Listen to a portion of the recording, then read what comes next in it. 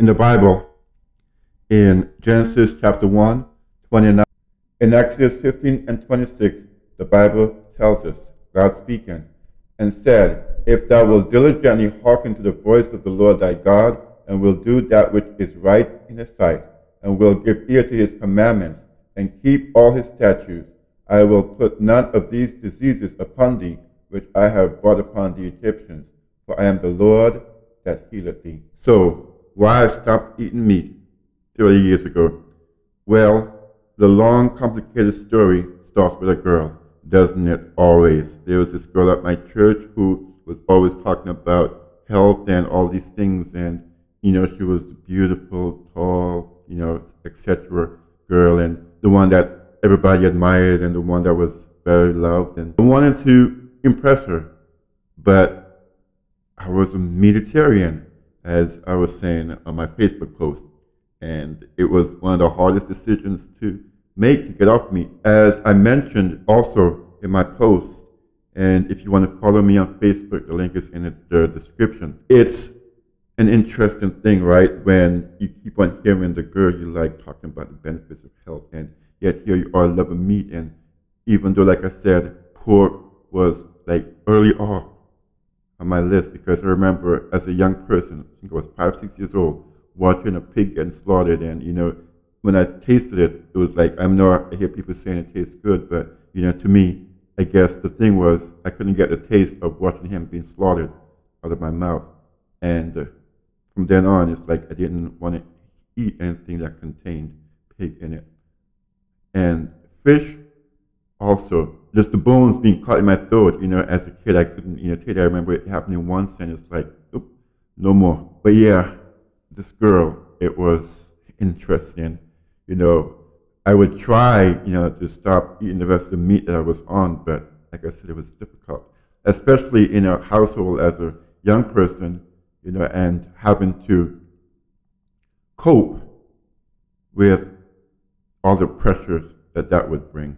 But yes, as I said, it starts with the girl at the church, but then this health reformer lady came to our church, and she, again, was always talking about the benefits of not eating meat, and every week she would talk to me, and every week she would have something new, something interesting to say, some benefit of not eating meat.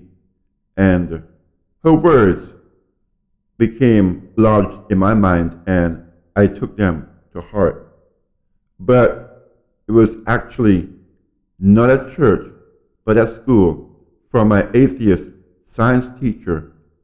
That was the last straw. That was the catalyst of me not eating meat. He talked to us about how hot dog meat was made, and it left the impression in my mind.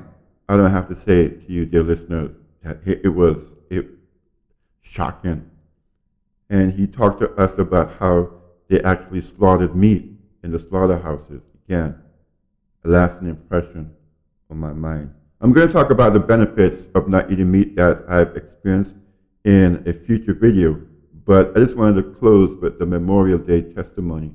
So, all along that year, 1992, I was determined to stop. So, what I would do, I would pass off my meat to others, chicken, whatever it may be that we had on the dinner table. And at school, I would, of course, get the items that they had, but I would share with others the meat products and just eat the vegetables and the other stuff on the side. I was determined. And Memorial Day 1992 came around, and wouldn't you know it, there was so much chicken all over the place. I mean, I've never seen that much meat in my life. That was then and there.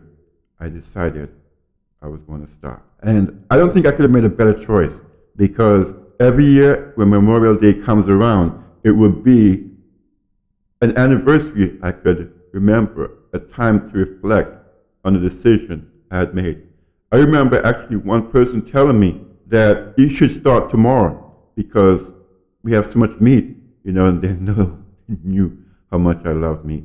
But I was giving it up, and I had made up my mind. So from then there, Memorial Day, 1992, that was it. I had closed the door on that chapter, and there was no looking back. I hope my brief little journey back into the past would have helped someone. I know, as I've been sharing, that the vast majority of you will not even dare to take the challenge, but I encourage someone listening to at least say, you know what, let me just try and see if there's something in here for me. And for others of you who've already been plant-based and experienced the benefits of a plant-based diet, I just want to ask you to, take it to a next level and see if there's anything else in your health, in your lifestyle that needs changing, that needs transforming. And by God's grace, as he says in 22, you just adopt and apply. And he says, I am the Lord that healeth thee. You don't worry about the results. You just do what the Lord says, and he will do the rest. It's his word.